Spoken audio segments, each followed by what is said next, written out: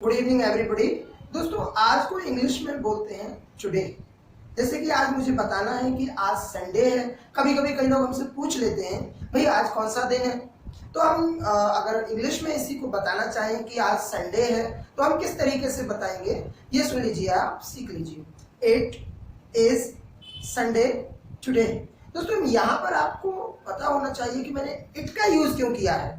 तो यहाँ पर इट का यूज मैंने इसलिए किया क्योंकि यहाँ पर जो संडे है ये नेचुरल है। जब भी हम किसी नेचर से रिलेटेड कोई सेंटेंस बनाते हैं, बोलते हैं, तो हमेशा याद रखिएगा हम सेंटेंस की शुरुआत इट से करते हैं। तो अगर मैं कहूँ कि आज संडे है तो इसको कैसे बोलेंगे, इट इज संडे टुडे।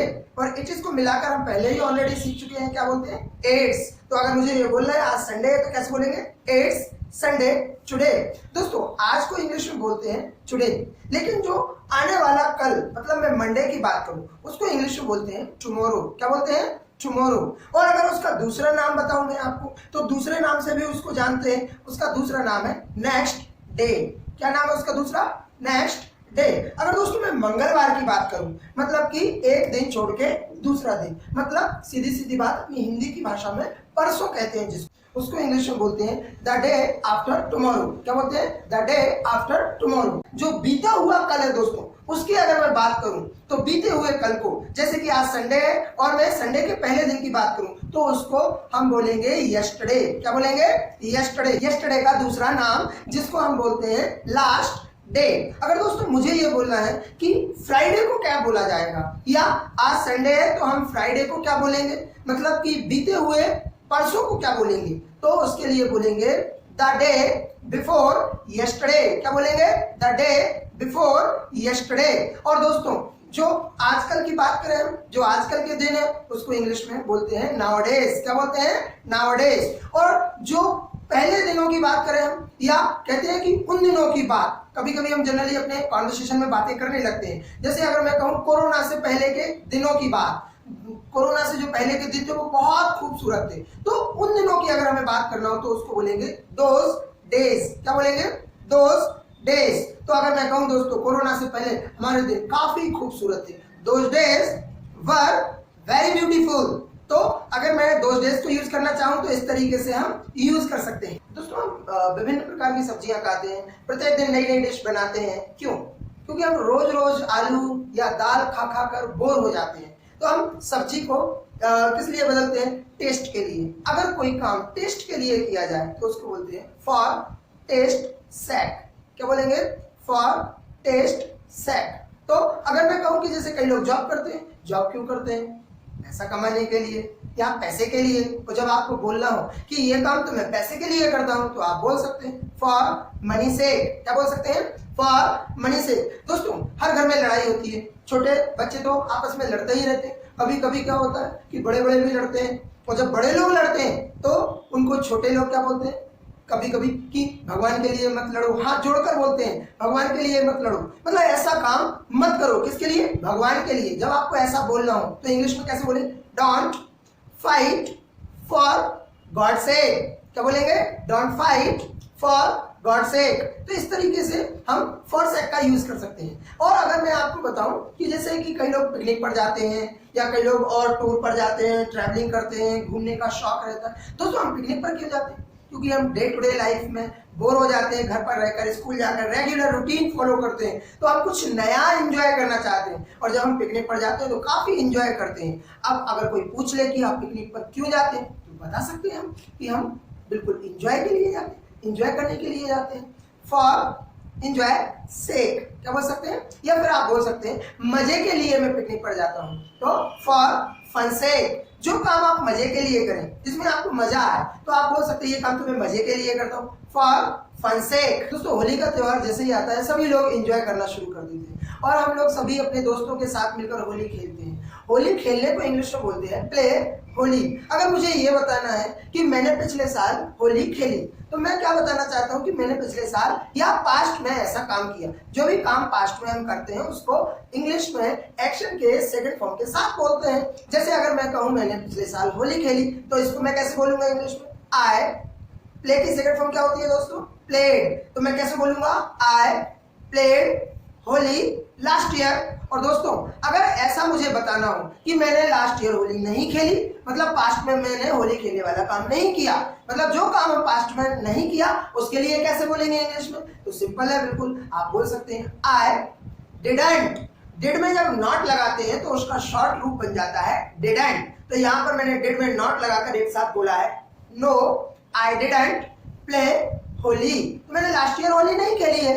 लेकिन अगर दोस्तों मैं आने वाले समय में मतलब अगले साल होली खेलूंगा, तो मैं अगर ये बताना चाहता हूं कि मैं अगले साल होली खेलूंगा, तो मैं कैसे बताऊंगा? But I will play Holi next year. अब नेक्स्ट ईयर मतलब मैं अगले साल की बात कर रहा हूं। ये मैंने तय कर लिया है कि भाई पिछले साल तो कोरोना के कारण होली नहीं खेल पाए थे, लॉकडाउन था, सभी लोग घर पर थे, बाहर नहीं निकल पा रहे थे, लेकिन अगले साल तो मैं होली खेलूंगा। तो इसलिए मैंने बोला but I will play Holi next year. Movie बनाने को बोलते हैं मेक अ मूवी। अच्छा, मैं आपको एक बात क्लियर करना चाहूंगा डियर, मेक वर्ड जो है उसके कई मीनिंग्स होते हैं, मतलब उसको कई जगहों पे यूज किया जाता है, हर जगह अलग अलग उसका मीनिंग निकलता है। जैसे रिपोर्ट तैयार करने को हम पहले ही सीख चुके हैं, उसको इंग्लिश में बोलते हैं मेक द रिपोर्ट। और अगर मैं रूम को सुव्यवस्थित करूं या उसको सजाकर एक जैसा कर दूं, अच्छा सुंदर बना दूं, उसको इंग्लिश में बोलते हैं मेक द रूम टाइडी। क्या बोलते हैं? Make the room tidy. और अगर मैं खाना बनाने की बात करूं, ऑलरेडी ये वर्ड आप जानते हैं, तो खाना बनाने को इंग्लिश में बोलते हैं कुक फूड। लेकिन दूसरा वर्ड मैं आज आपको दे रहा हूं, आज से आप अगर यूज करना चाहें तो आप बहुत खूबसूरत स्मार्ट वोकैबुलरी में इसको यूज कर सकते हैं। खाना बनाने को बोलते हैं मेक फूड। तो यहाँ पर मैं मेक वर्ड से रिलेटेड आपको वर्ड्स बता रहा था, तो वहां पर एक मूवी बनाने को भी बोलते हैं, मेक का यूज करते हैं मूवी बनाने के लिए, और मूवी बनाने को इंग्लिश में बोलते हैं मेक अ मूवी। जैसे अगर मैं फिल्म स्टार की बात करूं, जैसे अमिताभ बच्चन की, तो लास्ट ईयर अमिताभ बच्चन ने कोरोना के कारण सभी घर पर थे, तो कोई मूवी उन्होंने शूट नहीं की, कोई मूवी नहीं बनाई। तो अगर मुझे ये बताना है कि अमिताभ बच्चन ने लास्ट ईयर मूवी नहीं बनाई, तो बोलेंगे Amitabh Bachchan didn't make a movie last year. तो लास्ट ईयर उन्होंने कोई मूवी नहीं बनाई। लेकिन अगर ये कहना चाहें कि हाँ अगले साल वो कोई मूवी बनाएंगे, अगर वो मूवी बनाने वाला काम अगले साल करेंगे, तो बोलेंगे but he will make a movie next year. तो अगले साल जो है वो मूवी बनाने वाला काम करेंगे।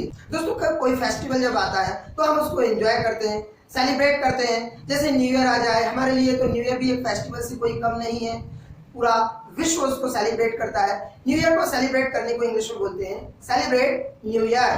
दोस्तों अगर आप मुझसे कंफर्म करना चाहते हो कि आपने last year new year celebrate किया या नहीं, अब दोस्तों यहाँ पर एक बात समझिएगा और सोचिएगा कि मुझे क्वेश्चन कैसे पूछना है और मुझे कैसे क्वेश्चन बनाना चाहिए। तो यहाँ पर मैं बात कर रहा हूँ लास्ट ईयर की, पास्ट की, मैं पिछले समय की बात कर रहा हूँ, जिसको करने का टाइम अब बिल्कुल बाकी नहीं है। तो जब हमें पास्ट से संबंधित कोई क्वेश्चन बनाना हो या कोई बात कंफर्म करना हो, तो हम क्वेश्चन किससे बनाते हैं? डिड से। और डिड के साथ कौन सी फॉर्म यूज करते हैं? First form. तो आप मुझसे क्वेश्चन पूछ सकते हैं, कैसे पूछेंगे? Did you celebrate new year last year? दोस्तों अगर मैं बताना चाहूं कि मैंने लास्ट ईयर न्यू ईयर को सेलिब्रेट नहीं किया, मैं बिजी था, मैं अपने काम में व्यस्त था, तो मैंने सेलिब्रेट नहीं किया। और जब कोई काम पास्ट में नहीं किया तो हमें मालूम है कैसे बताना चाहिए, तो हम बिल्कुल बोलेंगे no I didn't celebrate new year last year. But मैं यहाँ पर अपनी कॉन्वर्सेशन को और आगे बढ़ाता हूँ और स्मार्ट करता हूँ, तो मैं बोल दूंगा but I will celebrate new year next year. या फिर मैं इसको और दूसरे तरीके से भी बोल सकता हूं, but I will celebrate it next year. तो ये आपका स्मार्ट आंसर हो गया। दोस्तों फैमिली मेंबर्स, फ्रेंड्स और स्कूल के जो क्लासमेट्स हमारे रहते हैं, प्लेमेट्स रहते हैं, टीचर्स जो होते हैं, उनके साथ पिकनिक पर जाना, एंजॉय करना बेहद अनफॉरगेटेबल मोमेंट होता है, बेहद खूबसूरत मोमेंट होता है। तो अगर हम पिकनिक पर जाने की बात करें तो उसको इंग्लिश में बोलते हैं गो फॉर पिकनिक। क्या बोलते हैं? गो फॉर पिकनिक। दोस्तों अगर आप मुझसे पूछना चाहते हैं कि सर आप लास्ट ईयर पिकनिक पर गए थे क्या, इस क्वेश्चन को आप हमसे कैसे पूछेंगे इंग्लिश में? तो कैसे बनाएंगे क्वेश्चन? क्वेश्चन डिड से बनाएंगे, did you go for picnic last year. दोस्तों अगर मैं यहाँ पर बताना चाहूँ कि मैं लॉकडाउन के फंसने के कारण मैं किसी जगह को एंजॉय नहीं कर पाया, किसी जगह पर नहीं जा पाया मैं, तो अगर मुझे ये बताना है कि मैं नहीं गया था लास्ट ईयर पिकनिक पर, लेकिन अगले साल मैं पिकनिक पर जरूर जाऊंगा, तो मैं अपने आंसर को कैसे बोलूंगा? No I didn't go for picnic last year,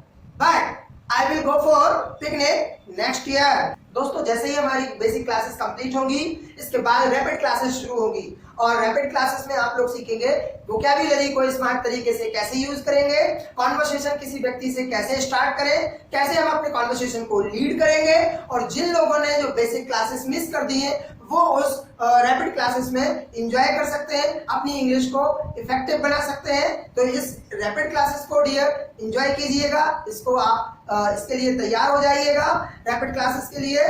thank you so much for watching this video.